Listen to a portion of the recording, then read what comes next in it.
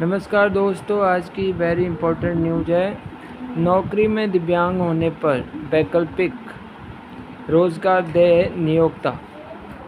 शीर्ष अदालत ने कहा कि नौकरी में दिव्यांग होने पर वैकल्पिक रोजगार दे नियोक्ता।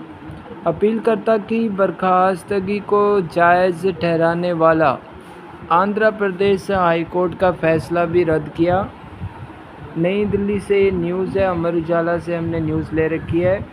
सुप्रीम कोर्ट ने स्पष्ट किया कि यदि कोई कर्मचारी नौकरी के दौरान दिव्यांग हो जाता है तो नियोक्ता को निकाल नहीं देना चाहिए, बल्कि उपयुक्त वैकल्पिक रोजगार प्रदान करके उसके हितों को संरक्षित करना चाहिए। इसके साथ ही शीर्ष कोर्ट ने आंध्र प्रदेश हाई कोर्ट के उस निर्णय को रद्द कर दिया जिसमें अपीलकर्ता को नौकरी से बर्खास्त करने की एपीआरटीसी की कार्रवाई को उचित ठहराया गया था। जस्टिस जेके महेश्वरी और जस्टिस अरविंद कुमार की पीठ ने कहा, नौकरी के दौरान दिव्यांग होने वाले कर्मचारियों को पुनर्नियुक्ति का उचित अवसर दिए बिना ना तो छोड़ा जाना चाहिए और ना समय से पहले सेवानिवृत्त किया जाना चाहिए। ऐसे कर्मचारियों को उचित ढंग से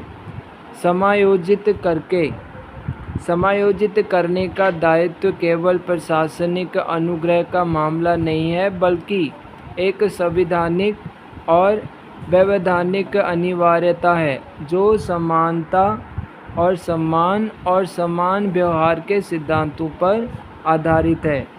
शीर्ष कोर्ट ने इसके साथ आंध्र प्रदेश राज्य सड़क परिवहन निगम एपीएसआरटीसी में कार्यरत एक बस चालक को राहत प्रदान की, जिसे रंग अंधता के कारण समय पूर्व ही सेवा से बर्खास्त कर दिया गया था। नियोक्ता ने उसे कोई वैकल्पिक रोजगार देने या उसकी संभावना तलाशने का कोई प्रयास नहीं किया था। अपीलकर्ता बस चालक को रंग अंधता के कारण उसे चिकित्सकीय रूप से काम के अयोग्य घोषित कर दिया गया था। उसे विभाग में नियुक्ति का उचित अवसर दिए बिना ही समय से पहले ही नौकरी से निकाल दिया गया था, जबकि एपीएसआरटीसी 1979 के समझौता ज्ञापन के तहत ऐसा करने के लिए बाध्य था। वहीं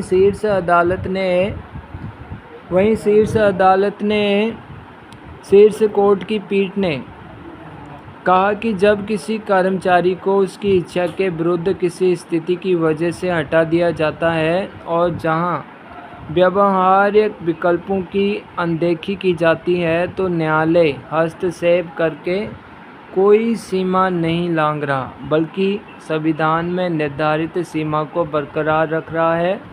नियोक्ता का विवेकाधिकार वही समाप्त हो जाता है जहां कर्मचारी की गरिमा शुरू होती है। हालांकि इसमें एपीएसआरटीसी ने तर्क था, अपीलकर्ता लाभ का हकदार नहीं है, क्योंकि 1979 के समझौता ज्ञापन को 1986 के ज्ञापन द्वारा रद्द कर दिया गया था। और साथ में शीर्ष कोर्ट ने यह भी फैसला सुनाया कि 8 हफ्ते में उपयुक्त पद पर नियुक्त करने का निर्देश भी दिया कर्मचारी को नियुक्त करना चाहिए 8 हफ्तों में।